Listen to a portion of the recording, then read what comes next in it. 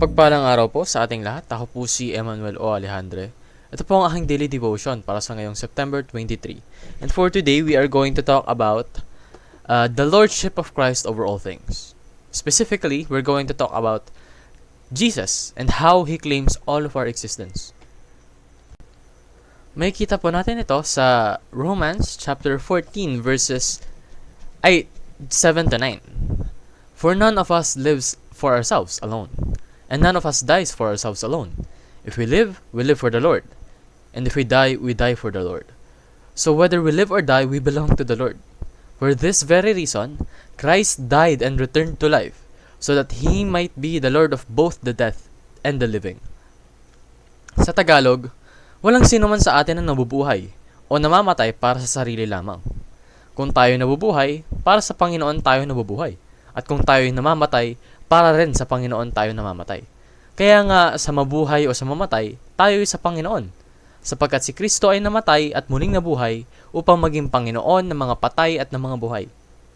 So, tayo po mismo, the entirety of our existence is for the Lord. We belong to the Lord. Hindi sa mga nakakataas sa tungkulin, hindi sa mga taong may kapangyarihan sa mundo, hindi sa mga taong mataas ang estado ng pamumuhay, kundi sa Panginoon lamang. Pangalawa, we live and die for the Lord. Nabubuhay tayo at namamatay para sa Panginoon. So, ang mga actions natin habang tayo nabubuhay ay dapat naka-align sa kagustuhan niya. At ang pagpatay naman natin or ang ating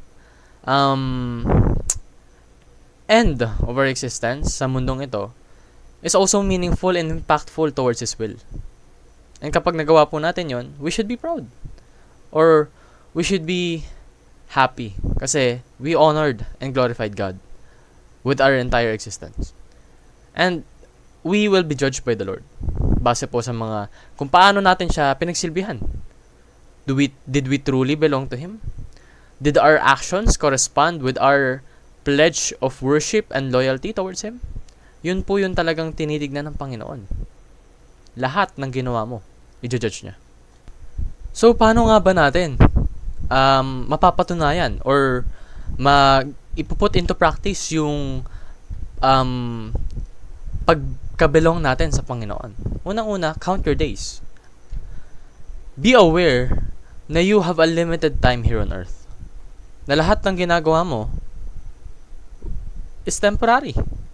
Merong katapusan. Parang ikaw. So, you should value that. Make your days count. Gawin mo yung nararapat sa lahat ng oras at panahon. Para masasabi mo na sa lahat ng oras na binigay at inialay sa iyo ng Panginoon, ay ginawa mo para sa Kanya. So, live and die for the Lord. Mabuhay ka na gino-glorify siya. And may your death exalt Him. May your death put Him in a pedestal and glorify His name. For that is truly joyous and brings contentment to our hearts and lives. So yun lamang po ang aking daily devotion. Maraming salamat sa pakikinig. Pagpalain po tayong lahat and let us all give glory to God.